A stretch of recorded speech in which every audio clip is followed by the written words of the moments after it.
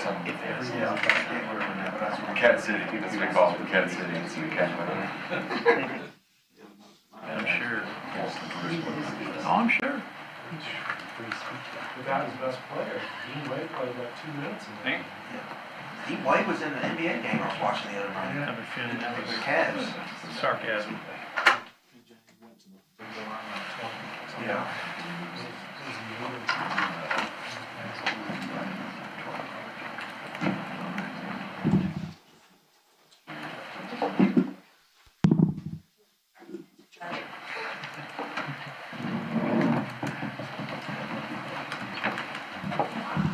Everybody good on sound?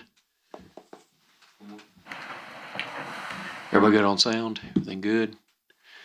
Hearing.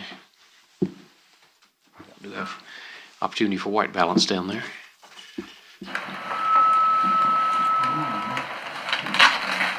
Everybody good?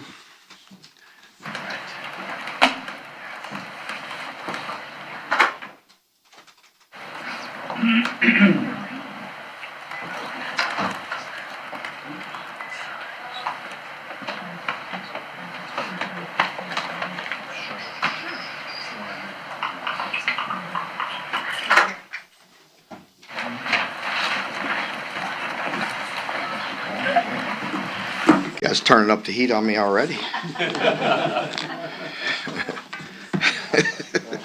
Can't even get me started, and you guys got me sweating. All right, welcome to today's news conference. Wildcats will be playing host to Georgia Saturday at 3:30. Game will be televised by CBS, and we will turn it over to Coach Stoops. Okay. After watching the tape, there's really no excuses. I give credit to Coach Lee, Vandy, for outplaying us, outcoaching us, and they did a very good job. I said that to you a week ago about how much respect I had for them by the way they were playing and how hard they were playing and getting better, and certainly came in and did some really good things with a quarterback that played a very good game, and they played good as a team. We had our opportunities to win, and we can't put ourselves in a position where it comes down to a play here or play there. And we had those opportunities. Once again, we've won those games in the past at times, and we've lost some. And that's going to happen if you continue to play very close games. And we didn't make the plays down the stretch to win. So, we need to continue to find ways, as always. I will continue to work extremely hard and evaluate all aspects of the program and constantly learn and try to improve. But, we always accept the responsibility. I'm not going to ever put my head in the sand, but I'm not ever going to have a knee-jerk reaction and overreact to things as well. Constantly learn, shift, adjust, and do the best we can to put ourselves in a position to win games. And again, there's no excuses. We need to get better and coach better and play better, and we will continue to do that and continue to work at it. And once again, I know the questions that are going to come at me. I think you know me and know I'm not going to make any knee-jerk decisions without thinking things through properly. But I also don't put my head in the sand, and also realize if we it's on me. But if we're 2 penalties away from sitting here at 8-2, and we can't have those penalties at the end of the game. But we eliminate them, we're sitting here at 8-2, and still we all feel like we know we can do better and coach better. So, that's the message. I want to start with that to not deflect from my responsibility on that. But I also want to send my condolences to the Somerset community. Coach Robbie Lucas, 2 of our players, with Jace and Kaya was very close to Coach Lucas and his family. So, what a great man, and my condolences there, and certainly the people from McGoffin County, and I don't know exactly what's going on there, and the students and the players at Virginia. As you can imagine, since the game was over, I've been in my own world working hard to try to find solutions, but always meet with Tony and Susan before I walk over here with things that are going on, things that I need to know, and just kind of got briefed on some of that stuff. And obviously I knew about Coach Lucas a little bit earlier and reached out to Kaya and Kaya's family, but you know, again, I just, you know, those are some serious issues, and I want to send my condolences, but obviously own my responsibility and what went on with this team on Saturday. And so, you know, don't ever want you to think I'm trying to deflect, but certainly want to send my condolences there. Mark, one of the things you were high on Saturday, was leadership on this team. And to me, it looked like there was very little excitement, very little leadership going on. I saw one player trying to gen up leadership and they were sitting there playing. Yeah, I think you know, that's a fair point. I still don't question the leadership on this team. I think there's a big imbalance. I think there's some really you know, young players and players that, you know, maybe haven't gone through the trials that maybe some of the older guys have, and the appreciation that we have for all the hard work that we did to put our program in this position. And that's my job as a coach and our job as an organization to teach and try to preach and do that. But, you know, as I tell the teams a lot, you learn from scars, you learn from the beats, you learn from mistakes, and some of our older guys have been through that. And I think, you know, that's again not an excuse. It's just something that I have to overcome, is educating and putting all of our players and having them understand what it takes on a daily basis to compete in this league and to do the things we have done to this point.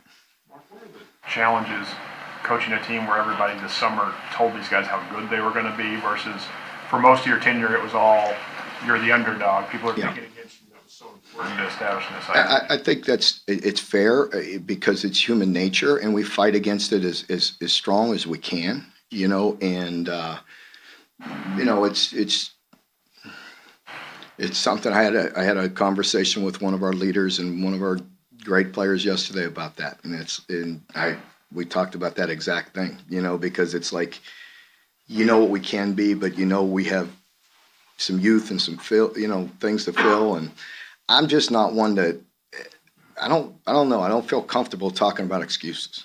You know what I mean? And doing that. You know what I mean? It is what you just fire at me. Do we have a good team? Yeah. What am I going to say? No. Yeah. Like, you know, I believe in our players. I believe in our team. I still believe in them. And nobody's given up. And we do have a very good team. We have to play better in certain situations. As I mentioned 1,000 times to the team, there's so many plays in the game, you don't know which one's going to determine the outcome of it. And we've let a couple games come down to a couple, you know, mistakes. And we try to, we're not good enough to overcome them, but we didn't overcome them. You know, we still have a lot in us. We still have we've done a lot of good things. We could certainly be better. But that's a fair question. It's a balance that I don't know if anybody has the exact answer to that. You know, coaches, we all go through it, and we all believe in our team. And again, I said it early. I say it. We go to line up to compete, to practice, to go play, to win every game. You know, I'm not giving up on any. We understand there's real challenges.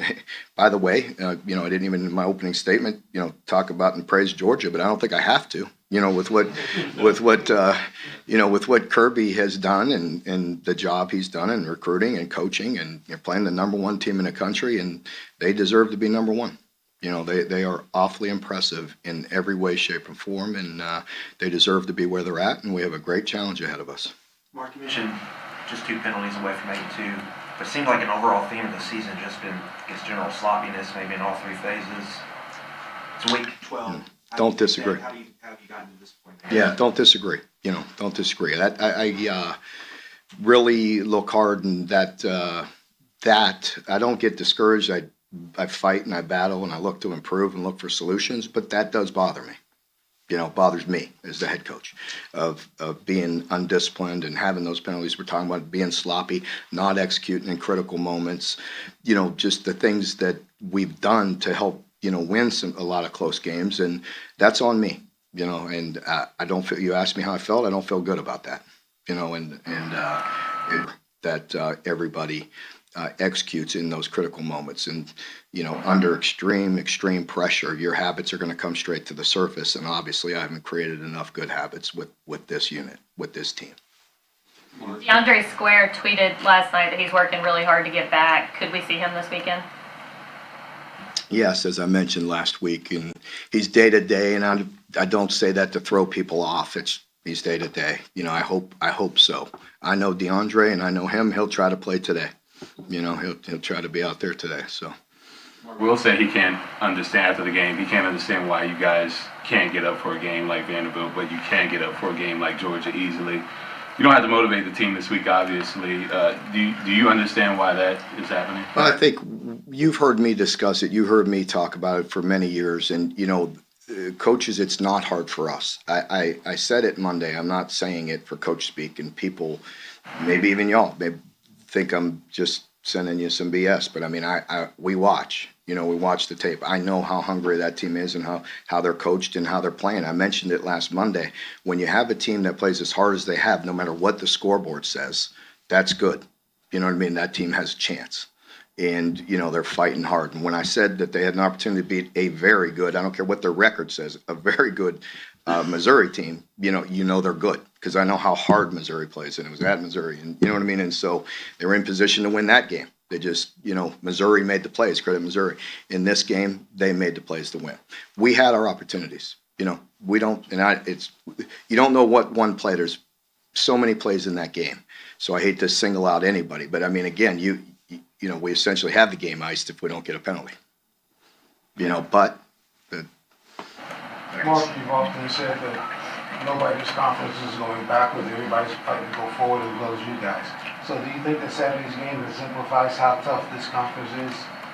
It doesn't, I'm worried about, our school and our program, but yeah, I mean, it doesn't surprise me. Again, I've said it, I've credited them. I could see the way he's working, the way they're building the program. And I could tell because I've been there. I don't know if anybody else, in the league has been where Vandy was when he took over and where Kentucky was. And I've been there, I've been through it. And I know the sacrifice that goes into getting to where even to where they're at right now. Anybody thinks that's easy, go try it. Overall, offensive woes have been kind of not just theme this year, but throughout your tenure here. Is there any sort of big picture, philosophy, thoughts, instead of shrinking the game, limiting possessions, that sort of thing? I think that's a very fair question and very true. I'll say this, there's not one other school that hadn't gone through that too. I wish there was space in our league. And not as good at defensive players, but, but there are. You know what I mean? And so I don't mean that to demean the question, but yeah, I think that's a fair question. Yes, I have. I've thought about it. Yes. And there are definitely, yes, some philosophical things that I have to think through and do think through a lot. Yes. Mark, on that topic, you talk about can't make knee-jerk reactions, which I think is understandable, but you're 3 weeks from the transfer portal window opening, you're a little more than a month from signing day. Pardon me, I'm sorry, John, what?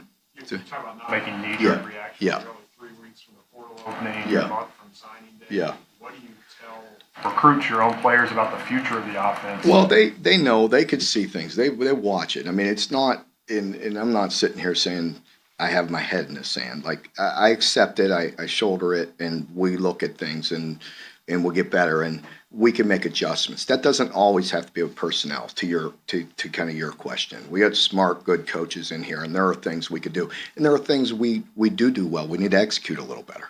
And we have a really good, experienced, talented quarterback, and we have some really young guys in certain positions. For whatever, again, I'm not comfortable talking about excuses. There are no excuses. But, I mean, you go through things, you get caught. There are reasons why we get caught a little thin at offensive line. We've gone through some real life stuff that has been hard. You know what I mean? That through years. And then, change doesn't help either, with a guy coming and leaving. You know what I mean? So we got put in this position. It's my job to get it fixed. But there are some things that we can fix and will get fixed, so that's where the portal and things of that nature can help you to where when we took over 10 years ago, those things weren't there. Mark, in terms of the sloppy play, at least offensively, Is there any chance that just kind of the slow pace and verbiage, guys just have so much time to think they're not? Well, I think that's to the point, we were talking about just philosophically and style and everything else, and there's things, but there are things, yes, that we started to do better. You know what I mean? And the stuff where we're not, the things that are confusing, are complex, are hard, that's going to stop. You know what I mean? So we may get beat, but we're not going to beat ourselves. You know, and that's a philosophy I had for a long time, starting day one. And you know, you can't beat anybody until you stop beating yourself. And we are beating ourselves at time, and without not giving credit to people where they deserve it. But there are times when we are beating ourselves. And as I mentioned, I mean, just 2 penalties alone, you know what I mean, can change, you know, you could be 8-2 and still talk about our problems. I know our problems, but that's where you look at it and be like, hey, you know, that's on me. To the other question of the sloppiness and play and discipline and maturity and all those things, you put it together. It takes a bunch of grown people, grown men, to win in this league consistently, and a lot of them pulling in the right direction, and that's my job to continue to work on that. Mark, are there times you think this team may be playing too hard instead of playing with the intellect that they have? I don't know about that. I don't think you could ever play too hard. I mean, you know, I think, you know, I talked about the penalty, and I hate to single him out because I don't know if there's anybody that loves and works harder than that gentleman. You know what I mean? And I love him, and we all do. You know, with Ox and the way he plays and how hard he plays and how much he cares. And he's a great player, great leader, great person. I love him. You know, and I wouldn't trade him. You know, but it wasn't a you know, selfish penalty. You know what I mean? But it was a penalty. You know, it was quick, but it was, you know, and it happens. It happened to us earlier in the game, and it wasn't called. Now, I'm not picking on that, but it's got to be a long, delayed hand where you're sitting there saying, you know better. That one was quick, but his helmet came off.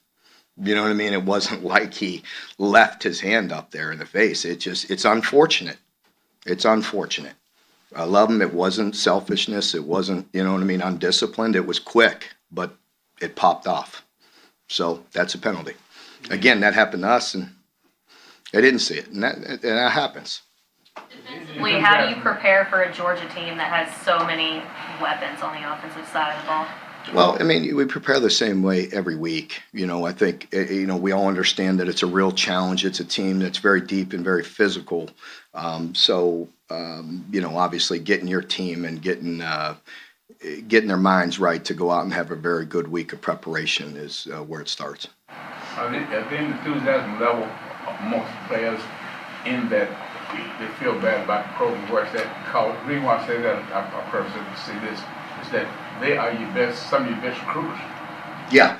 No, and I love that. You know, being that, like, Sunday, you know, anytime we have official visits in and you go through a tough time like that, like, is tough. And my exit meetings on Sunday with recruits were phenomenal. And I didn't bring it up, but they brought it up to me, is how good our players were with them, and that's a great sign. That actually picked me up a little bit Sunday, which I have no problem, because I you know, losses are so hard. I mean, it's a way of life, you know, and believe me, we live this. I live this every day, but it's really not hard for me because there's so much to be done. You know, there's so much work to be done, and I say that all the time. It's like you get up Sunday and you go, and you kind of bury yourself in that cave over there and go to work. You know, I need to be updated on life things, you know, and these guys do a great job. Like, I don't want my head in the sand, but I'm over there doing work and consumed with it, and that's healthy for me, because you know, it's what keeps me going. But and again, life that goes on outside of here that I need to know about. Tony and Susan do a good job of briefing me, you know what I mean? But other than that, it's hard, and I appreciate our players that way, and the mentality, and some of the young guys that were around, the recruits, and you know, that's good to hear, you know. So, and the old guys been through it, you know, they understand, they're committed, and we just all, you know, we need to do a better job, and I need to do a better job of getting to the earlier question of just getting that consistency of us, you know, playing with that intensity and practicing all the time. Mark, you were part of a rebuilding effort at Florida State and recruited players who play for a national title. What do you say about what Kirby's done at Georgia, how he's done that, and Yeah. how do you describe that? Yeah, well, it's hard to describe that. Number one, you have to credit them. I know the work that goes involved in the resources, and we all know it's a very good place, and they're in the heart of some very, very good players, arguably one of the some of the greatest players in the country. But that's not to demean the work that he put in and his staff puts in, and how hard they've grinded on recruiting and developed them. It's still they've worked hard to get into the position that they're in. And yes, it's a very good school with very good resources and very good players, but they also do a very good job. Mark, Rich and Will had talked about some of the receivers not being on the same page with Will. Pardon me? Rich and Will talked about after the game, some of the receivers not being on the same page with Will, whether it be routes or things of that nature. Just how do you feel like that connection is needs to develop? That's definitely true. Just hear me and keep this in context. Those are nuances, not on different pages. So sometimes when people hear the headlines, they're not on the same page. Everybody will overreact to that. They're not coaching them. They're not doing that. Experience. I mean, you guys have all listened to Peyton Manning and see the stories and just how hard they work, and Tom Brady, and how even after all those years they constantly grind for all the little things and all the little nuances, and we haven't had the time for that, So yeah, there are some things that's not all on Will, but I'm not throwing those guys under the bus either. Those things just take time. So that's not like there's some big, when I say they're not on the same page, somebody will grab that and say, oh, they're, you know what I mean? They're 10 weeks in and they're not on the same page. I mean, we don't stop growing, learning, and getting better for 20 years if they're blessed enough to be in it that long. Does that make sense? Mike Ray put a lot of stress on your linebackers, just the RPO kind of stuff. Pardon me? Their quarterback. Yeah. How will the tight ends at Georgia put stress on your linebackers? Yeah, different. I mean, different. The quarterback put us in bad position. We had good coverage. He pulled it down and ran a couple times, and try to, mix it up. And they had we were a bit off balance. We still played, solid defensively, not a great effort. You know what I mean? We gave up an explosive run to the quarterback and an explosive run to the running back. And the running back, they cracked, replaced. They made one guy miss, and that's it. You know what I mean? And took it down to the one or two, and then the QB made a good run with some misdirection, and so.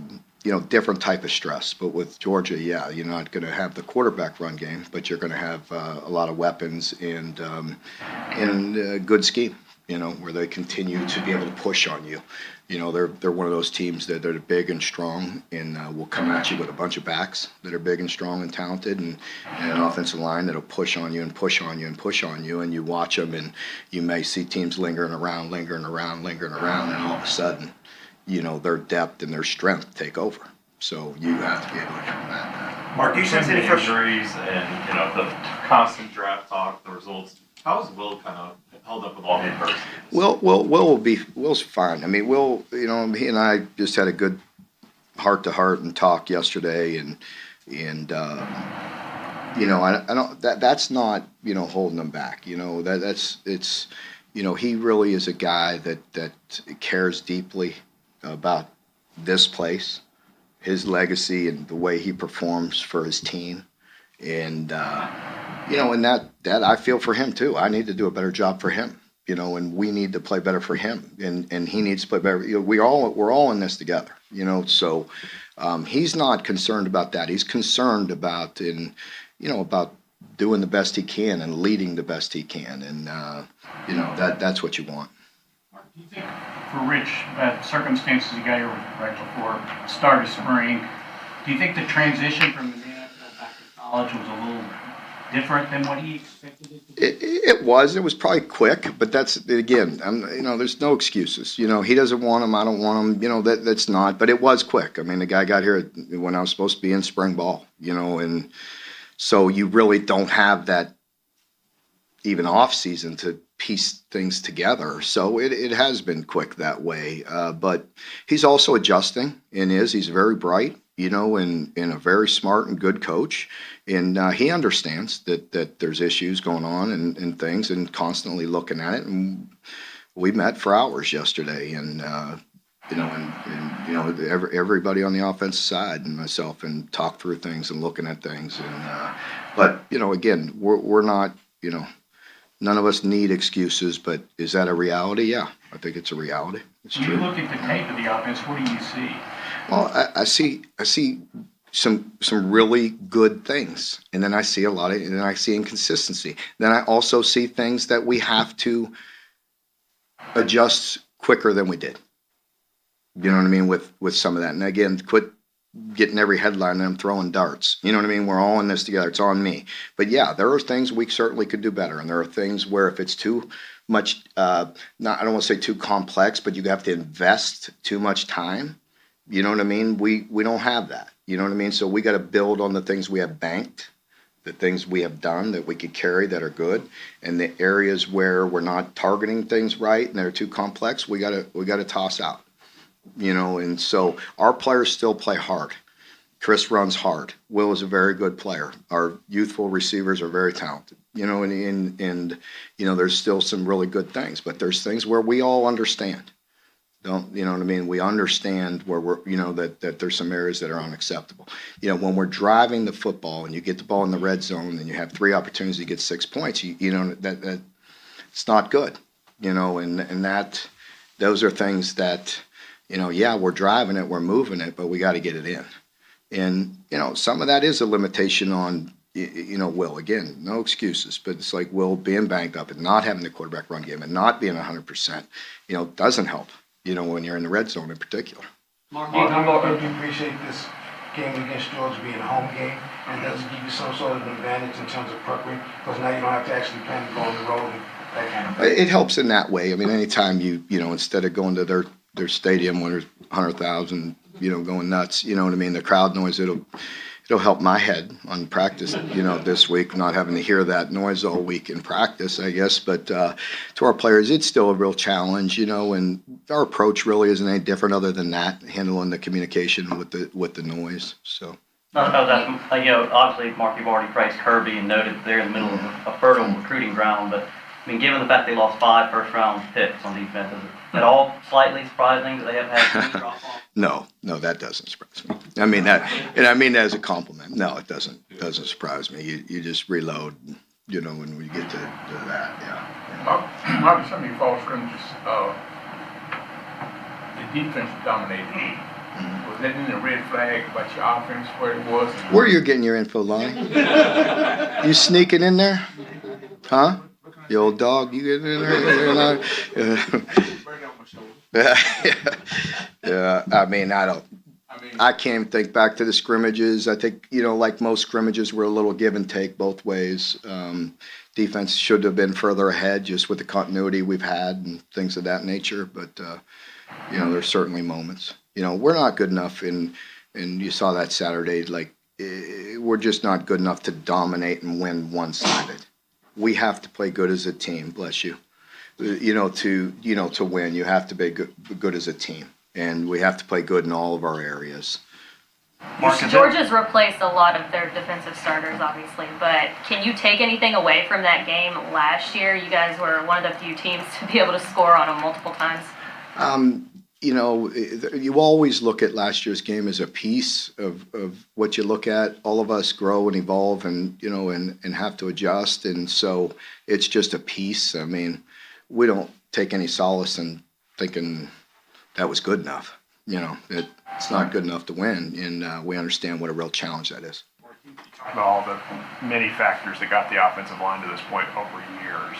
Because of all that, is it realistic to expect it to get fixed in one off season? How do you? Well, like I said, it's different now, John. The one good thing is there is free agency. I didn't create that. Well, let's be honest. There's a salary cap that some people have none, and then there's free agency. Makes life different. Now you better adapt and you better adjust and you better be able to overcome it. You know what I mean? So again, I play by the rules that are put in front of me. But I didn't create that free agency. Is that a position where there are a bunch of And the sustainability of 85 free agents a year is kind of interesting. How would you like to operate an NFL team with every one of your guys are a free agent every year? How do you think they do? I mean, seriously. Mark, can you sense maybe some frustration building up on the defense when they go into every game kind of knowing that, the offense hadn't scored more than 21 points in an SEC game, that they kind of have to hold. If we allow more than 17 points a day, we might lose, or we have a good chance to lose. It's fair, but it's not an excuse. You know what I mean? The defense guys have to buckle up and make plays. And again, we played a lot of good plays in that game, but a couple not good enough, and it comes down to that. And it also, with the style of offense, and again, to your point, and not saying I went into it for that reason, but when we are taking so long and are methodical, they're not playing as many snaps, so they better play better. Does that make sense? You know what I mean? They don't have to defend, 13 or 14 possessions. Is it when I was a coordinator for so many years and everything, I've told you this before, but I really looked at possessions, like drive charts. How many three, you know what I mean? How did we do? Did I get 3 and outs? Did we get stops? Did we get 4th down stops? Did we get interceptions? And, Saturday we had a good 4th down stop. We got, fumble and interception. You know what I mean? We did some things that were good, but in the drive chart's not that long. I mean, the possessions aren't very long. I think it was 9. Maybe, yeah. So that just put more pressure on you when you do create scoring opportunities and you're not finishing drives. It just makes it even. That's without saying. I mean without question. I mean that's no doubt about it. So when we drive and I think we had a 15 play drive or 16 play drive and got 0. That just seriously helped Vanderbilt right there. You know what I mean? So. To go back to the offensive line and portal, how many guys capable of playing winning football in the SEC at that position you think there will be? And isn't it going to be just incredibly competitive to get those guys? Well, without a doubt, and that's not end all be all. I'm just stating facts that it's different now. It's just different right now than it was 10 years ago. You know what I mean? These are new rules and it's different. I'm not saying it's end all be all. I've talked to quite a few coaches and we talk a lot and everything. And there's been coaches, that are colleagues and friends and people you consult with and other different leagues and different people that are like, I made a mistake. You know what I mean? Like, and watch that. And so there's give and take with everything. You gotta do what's right for your program. And so, I think we all know how hard we've worked to kind of be who we are and build our culture, do the best we can and all that. Well, if you're bringing in 15 new guys every year, either, and you're already taking 20 young guys, you know what I mean? And so then if you take a lot of that, then, that gets challenging. Mark, you want competition at all spots to be your best, obviously. Are there any of those guys behind the O-line starters that have shown? Yeah, we definitely got guys that can work. They just need time. They might need an off season. They may need strength. They may need, to gain weight. They may need to lose weight. There's things that, you just constantly work, and there's, and just from covering our team, I mean, there's guys that pop up that like Jamin. Nobody talked about Jamin till what? That year he blew up, and so you don't know. And that's a good lesson for our players. Like, he didn't play a whole heck of a lot, but when he was ready, as he was working, and then he had that opportunity and blew up in 1 year. And so we have guys that you don't know when that time's going to come. They just got to continue to put in the work, continue to get better, and then eventually when they get on the field, how good are they going to play? I mean, that's kind of like who we had to be for all these years, and that's still what you have to be, in my opinion, to have the consistency that you want. You have to worry about the portal in reverse too on that. Yeah. You guys be patient. Of course. Oh yeah. It's a reality. We've been here and, we've been blessed. I mean, again, I think it's a credit to the players, the staff and everything. Like, we've been blessed with guys that have left. I'd probably say 100% of it was almost mutual. You know what I mean? Like, and now, that'll change, but that's everybody. That's a reality. It's the new world. That's not a knock. That's okay. You know what I mean? Like, there are players on our team right now that I absolutely love, and I think they down deep love it here, but they may decide to go somewhere else. What's better for them? You know, that's just new world. You know, you don't take offense to it anymore. You know. Because, Mark, you've had 5 kicks blocked this year, which is high for most of the country. Is this something that you all saw could be a situation prior to the season, or just kind of come out of nowhere? No, I don't want to say it came out of nowhere. We let it happen, but you know, there's a combination of things again. Is it a block kick or do you kick it into somebody? I mean, I don't, you know what I mean? Like that goes both ways, you know? So yes, it is a block kick, but it's not just like on the lines every time, you know, like it was a low ball again. You know what I mean? And kick 3 really good. 3 much better. The operation was smooth. The operation was on time. Kicks were perfect. You know what I mean? Great, smooth, routine. And 1 wasn't. Okay, folks, thank you very much. See you tomorrow.